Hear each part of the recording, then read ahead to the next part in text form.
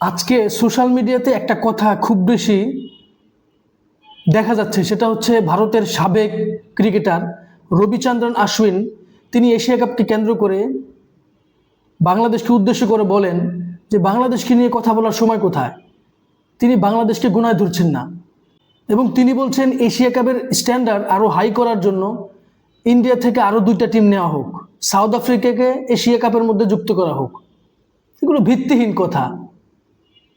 এই সমস্ত এলোমেলো কথা দেখবেন কখনো সচিন টেন্ডুলকার বলবে না, কুমার সাঙ্গাকারা বলবে না, মাহেলা জয়বর্ধন এরা বলবে না, Alastair Cook, Dale Steyn, AB de Villiers এরা কখনো এই সমস্ত কথা বলবে না। এই সমস্ত কথা বলবে কারা? যারা ওইরকম লেভেলের রেসপেক্ট নিজের দেশ থেকে, ওয়ার্ল্ড এর মধ্যে থেকে ওইরকম রেসপেক্ট যারা পায় নাই এবং যারা সত্যিকার অর্থে ওইরকম মানের বড় প্লেয়ার না। রবিচন্দ্রন আশ্বিন, সচিন টেন্ডুলকার, কুমার সাঙ্গাকারা, মাহেলা জয়বর্ধন, এবি ডিভিলিয়ার্স এদের চাইতে বড় প্লেয়ার না। তার ব্যাকগ্রাউন্ড আমরা খুব ভালো করে জানি। 2015 আইসিসি ওডিআই ওয়ার্ল্ড কাপে যখন রুবেল হোসেন রোহিত শর্মাকে আউট করে, সে নো বল দেওয়া হয় নাই। মাহমুদুল্লাহ রিয়াদ যখন ছক্কা মারে, শেখর ধাওয়ানের পাও যে বাউন্ডারিতে লেগেছিল এবং সেটা যে আউট দেওয়া হয়েছিল, এই সমস্ত বিষয়ে ভারতীয় মিডিয়া, ভারতীয় ক্রিকেটাররা কখনো কথা বলে না। 2022 টি-20 ওয়ার্ল্ড কাপে বাংলাদেশকে যে প্যাকের মধ্যে খেলতে নামাইছে ভারত, এগুলো হেরা বলবে না। রবিচন্দ্রন আশ্বিনের ইতিহাস আমরা খুব ভালো করে জানি। ক্যারিয়ারের শুরুতে চেন্নাই সুপার কিংসে দীর্ঘদিন খেলেন, এরপর পাঞ্জাব কিংস, দিল্লি, একটার পর একটা তার ফ্রাঞ্চাইজি চেঞ্জ হয়। কই বিরাট কোহলির তো ফ্রাঞ্চাইজি চেঞ্জ হয় নাই, এবি ডিভিলিয়ার্সের তো ফ্রাঞ্চাইজি চেঞ্জ হয় নাই, MS ধোনি ফ্রাঞ্চাইজি চেঞ্জ হয় নাই। আসলে সত্যিকার অর্থে যারা বড় প্লেয়ার, তারা শুধু ব্যাটে আর বলে বড় না, তারা সব দিক থেকে জেন্টলম্যান। রবিচন্দ্রন আশ্বিনের সবচাইতে ডিসঅ্যাপয়েন্টিং যে ব্যাপারটা, সেটা হচ্ছে মাঙ্কাডিং আউট করা। আপনারা হয়তো জানেন জস বাটলার এবং বিভিন্ন ক্রিকেটারকে সে IPL এ করে থাকে। সে আসলে সত্যিকার অর্থেই সব জায়গা থেকে রবিচন্দ্রন আশ্বিন খুব বেশি রেসপেক্ট সে পায় নাই এবং লাস্ট 2024 বর্ডার গাভাস্কার ট্রফিতে তাকে দলে নেওয়া হয় নাই তো, এবং সেইখান থেকে সে ডিসরেসপেক্ট ফিল করে অবসর নিয়েছে। অতএব তার পুরো ক্যারিয়ার জুড়েই আলোচনা সমালোচনা জোরেই ছিল। তার মুখ থেকে এই সমস্ত কথা বলা খুবই সাধারণ। রেসপেক্ট তো সে পায় নাই, সে আরেকজনকে রেসপেক্ট দিবে কোত্থেকে? যাই হোক, অবশ্যই বাংলাদেশকে এই সমস্ত কথার জবাব দিতে হবে ব্যাট বল দিয়ে। যদি সেটা পারে, অবশ্যই বাংলাদেশকে তখন সবাই সম্মান করবে।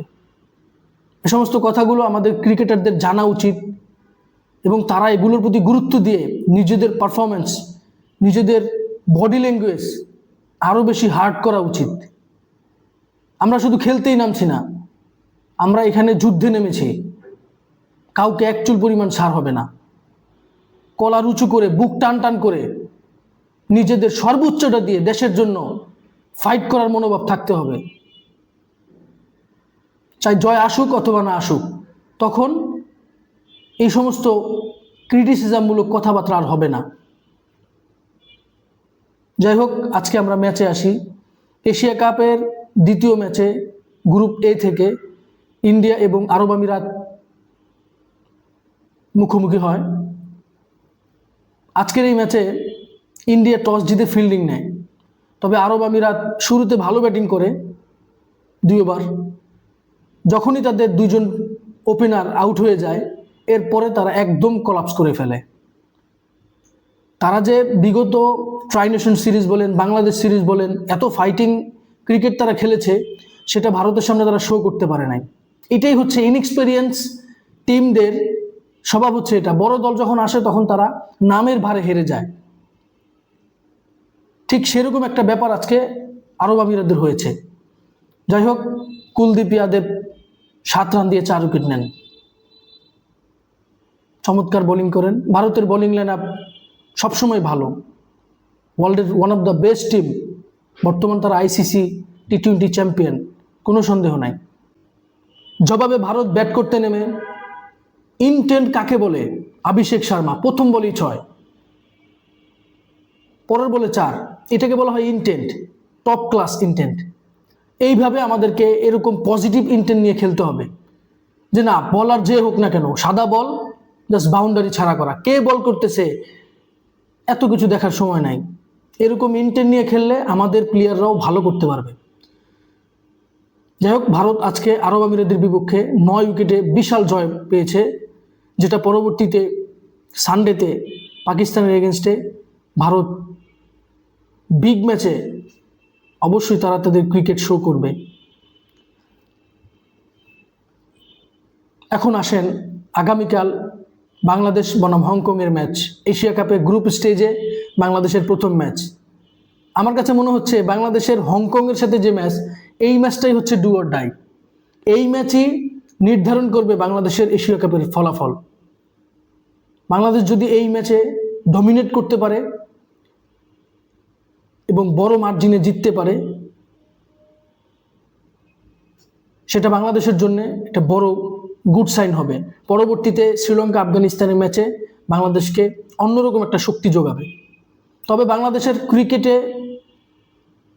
অতীতে এরকম অনেক রেকর্ড আছে যে বাংলাদেশ বড় টুর্নামেন্টে ছোট দলের সাথে হেরে যায়।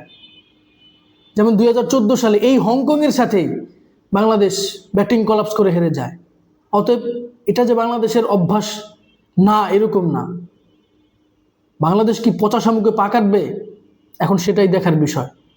তবে আমরা আশা রাখি বাংলাদেশ হংকংকে ডমিনেট করে বড় মন মানসিকতা নিয়ে বড় দল হিসাবে নিজেদের ক্রিকেটীয় পারফরমেন্স শো করবে। ধন্যবাদ। ভিডিওটি ভালো লাগলে লাইক, কমেন্ট, শেয়ার, সাবস্ক্রাইব করবেন।